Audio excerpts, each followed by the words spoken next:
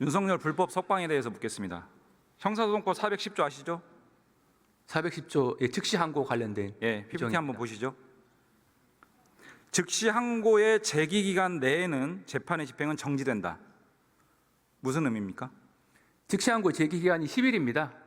7일입니다. 7일. 예. 그 제기 기간 내에서는 이제 집행 정지가 이제 원칙적으로 이 규정을 하고 있는데, 그러니까 이 부분 관련돼서 드릴 말씀은 기본적으로 당시 검찰은 즉시 항고 자체를 하지 주장 말고 않기로, 이 법령에 대해서 설명만 하시면 됩니다.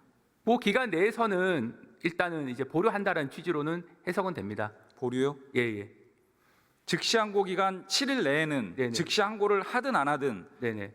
재판의 집행 정지효, 즉 예. 구속 취소 결정이 없는 상태. 네네. 즉 윤석열은 7일 동안은 무조건 구속 상태에 있어야 된다. 이런 의미죠.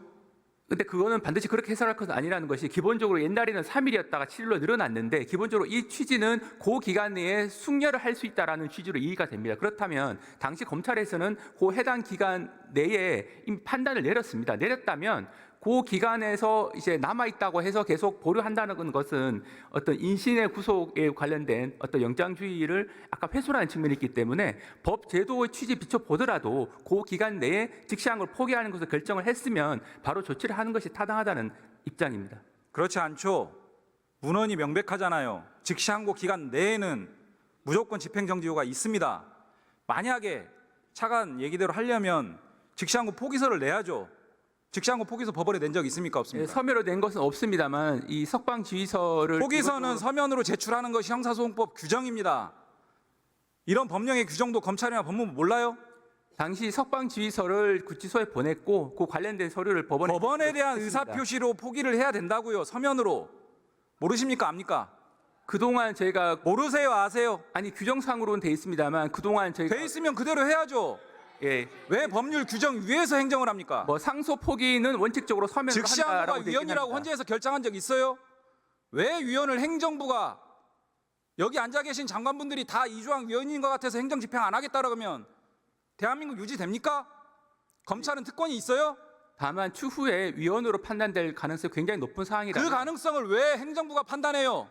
근데 그 검찰 입장에서는 판단할 수밖에 없는 것이, 그렇지 않죠. 검찰은 검찰공화국입니까? 특권입니까?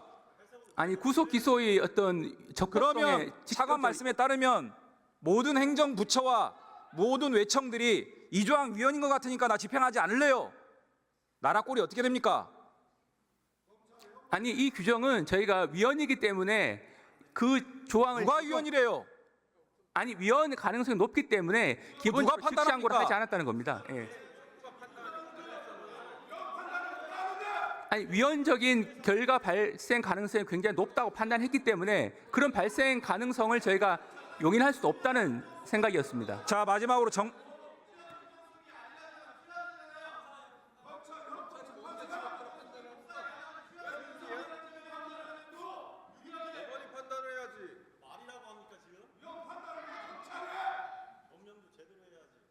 정리합니다. 형사소송법에 따르면 즉시항고 기간 내에는 즉시항고 여부와 무관하게 구속 상태에 있어야 됩니다.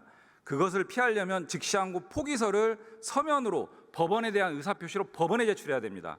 이 두 가지가 다 이루어지지 않았습니다. 그래서 윤석열 불법 석방이다 규정합니다. 검찰에서는 기본적으로 포기를 심우정 했기 총장에 때문에 대해서 이런 불법 석방 지시한 부분에 대해서 감찰 진행해야 됩니다. 그 부분은 검찰에서 즉시 항고 포기를 했고 그 부분에 대해서는 의령이 타당한 이유가 있다고 판단하고 있습니다. 지금 스스로 자백하셨잖아요. 포기서를 법원에 낸 적 없다고. 다만 이 석방 지휘서는 형사소송법에 따른 효력이 발생하지 않는다고요. 아니, 저희는 그 해석에 동의하고 있지는 않습니다. 해석이 아니라 형사소송법 규정이에요. 아니 즉시 항고 자체는 검찰에서 포기를 했고 그걸 전제로 해서 석방을 했고 석방 지휘서는 법원에 이미 제출이 됐습니다. 그러니까 제목 자체가 석방 즉시 항고 포기서로 된 서면이 법원에 가지 않은 것은 맞지만 석방을 지휘를 하면서 전제적인 요건으로서 즉시 항고를 포기를 했고 그 이후의 결과로서 이루어진 석방 지휘서가 법원에 제출됐기 때문에 전반적인 것을 종합해 봤을 때는 그 규정의 취지는 저희가 준수했다고 판단하고 있습니다.